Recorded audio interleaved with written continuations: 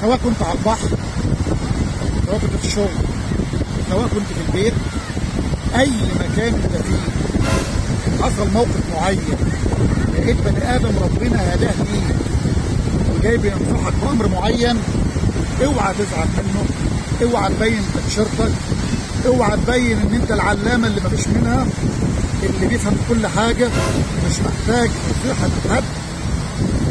لا لا لا لا، انت اقرب من كده. والله البني ادم اللي جاي ينصحك ده محب للخير ليك، بني ادم ربنا موفقه ان يجي ينصحك بطريقه مؤدبه بطريقه جميله، ده بني ادم يقدر، مش بني ادم يهان. يعني حصل موقف دلوقتي يا ابني عيب، يتكلم يعني بنت معديه واحد بيقول له يا ابني عيب، يعني اعتبرها بنتك، اعتبرها اختك، اعتبرها يعني كده.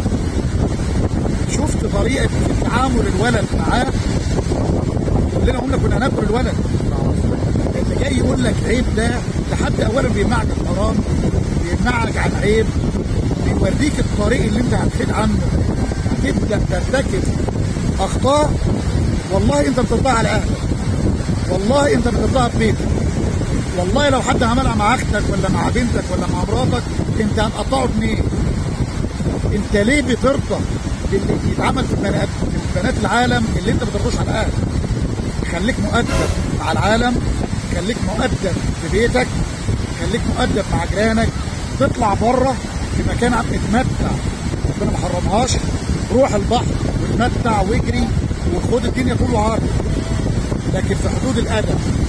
اوعى تتعدى حدود الادب، اوعى حريتك اللي ربنا اداها لك والدستور حاميها لك ان تخليك تعتدي على حريات الاخرين.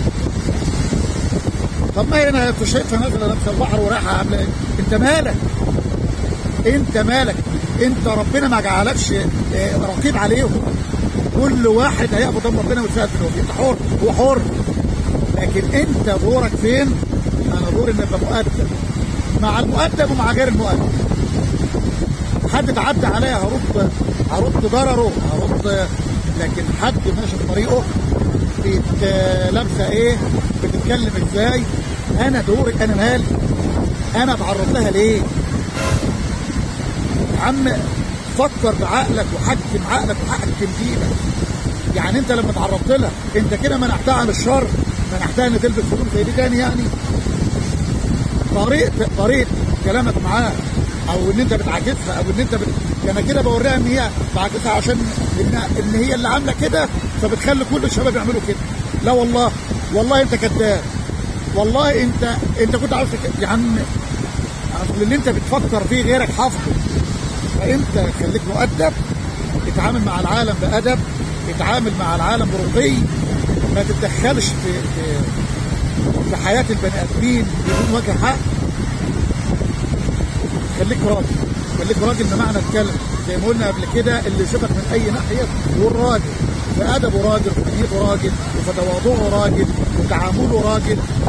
خليك بني ادم يعني يتحب من اول مره، بطريقتك المؤدبه، باسلوبك المؤدب، بطريقه تعاملك مع العالم المؤدبه، كل العالم هتقدرك وتحترمك. السلام عليكم.